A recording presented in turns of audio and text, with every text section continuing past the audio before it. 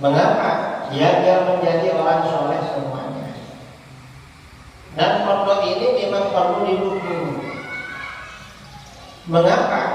Karena upaya-upaya menggembosi, melemahkan anak pondok sudah lama di Indonesia.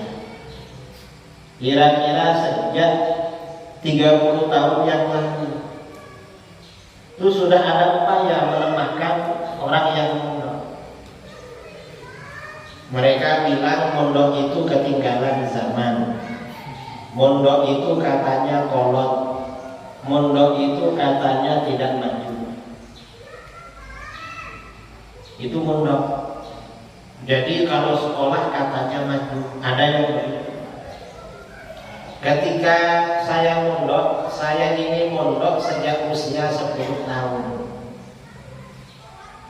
Umur 10 tahun mondok di kampung di dekat rumah saya 2 tahun.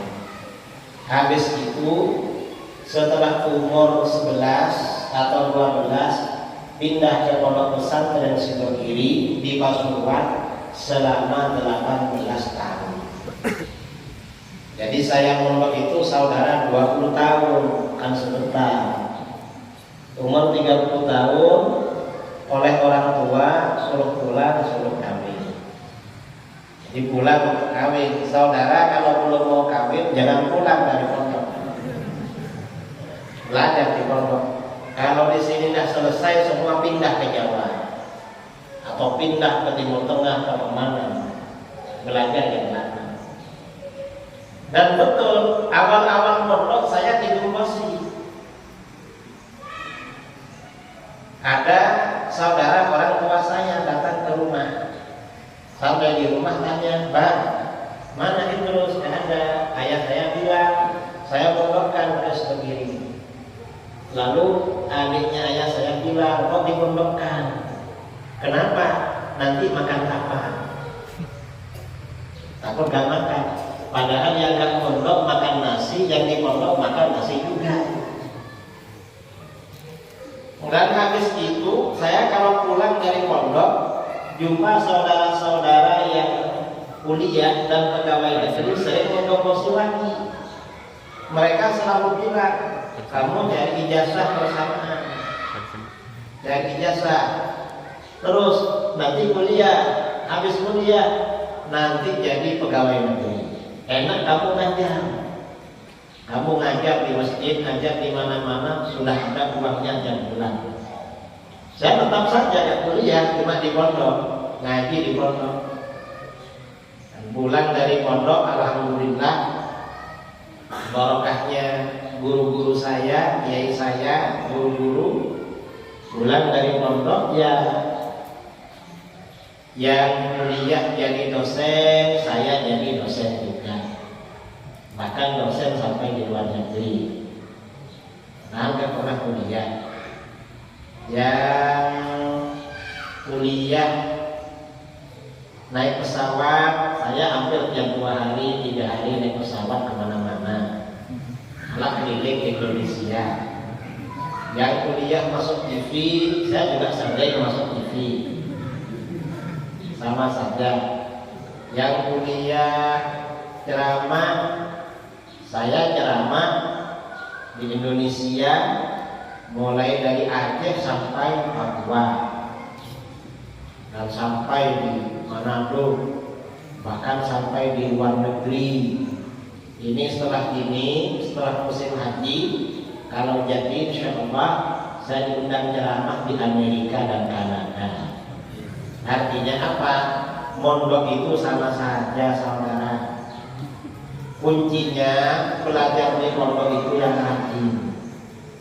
Ini kuncinya. Jadi saudara ini belajar kitab itu yang rajin. Kitab-kitab yang diajarkan oleh guru ya, oleh tuan guru dibaca terus sampai hafal. Insya Allah nanti setelah pulang dari pondok, kalau ilmunya sudah cukup, tinggal di mana saja insya Allah bermanfaat. Yang penting rajin belajar di pondok. Jangan sampai gak rajin. Di pondok itu kalau tidak ngantuk jangan tidur. Buat baca-baca kitab. Kadang-kadang karena ngantuk pusing dia. Mengapa? Gak bisa tidur. Itu bagus itu untuk baca kitab. Jangan pusing karena gak ngantuk. Kalau tidur terus itu yang perlu introspeksi. Saya ini ke pondok Anwar Muhammad mau ngapain di sini? Masa cuma mau tidur?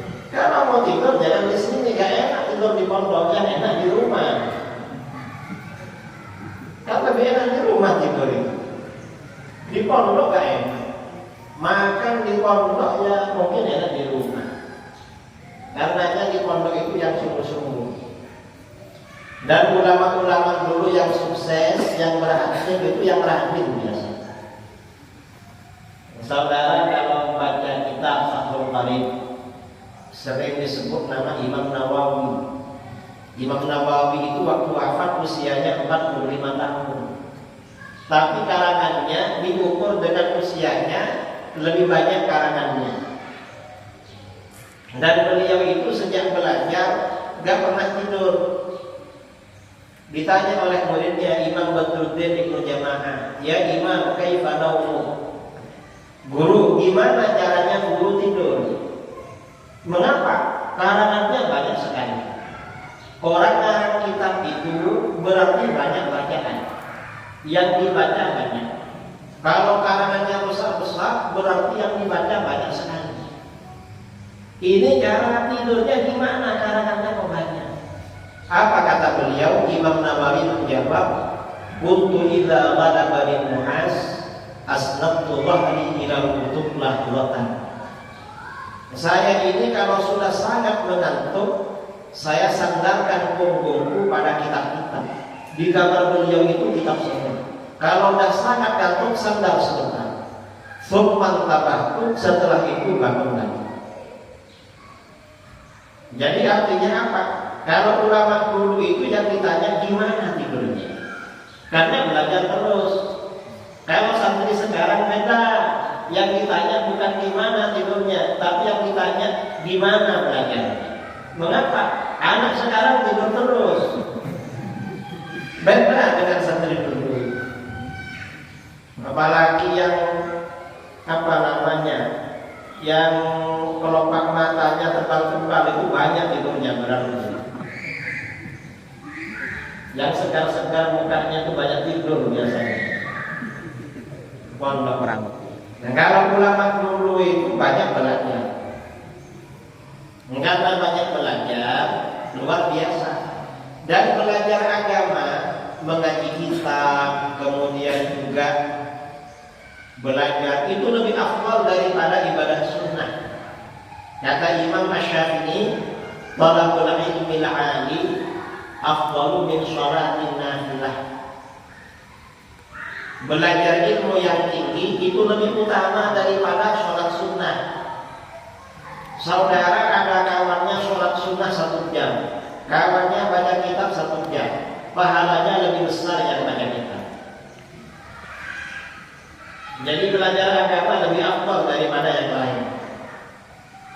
Nah, karena orang rajin belajar ini ibadahnya afdal, ibadahnya luar biasa, ditinggikan derajatnya oleh Allah karena pahalanya banyak. Mengapa belajar ilmu agama lebih afdal pahalanya? Kalau orang ahli ilmu agama, kalau orang itu cuma ibadah makhluk, misalnya wiridan, misalnya sholat sunnah, itu pahalanya cuma kembali kepada dirinya. Tapi kalau orang ini belajar ilmu agama sampai menjadi orang alim, ini faedahnya kembali kepada umat Islam di mana-mana. Setiap ada persoalan, orang ini memberikan penjelasan. Umat Islam menerima faedah dari orang ini.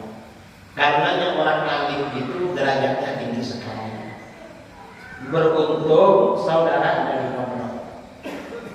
Karenanya selama di pondok ini yang rajin belajar. Insyaallah kalau rajin belajar, nanti derajatnya ditinggikan oleh Allah dan semua keperluannya dimudahkan oleh Allah. Amin Allahumma amin.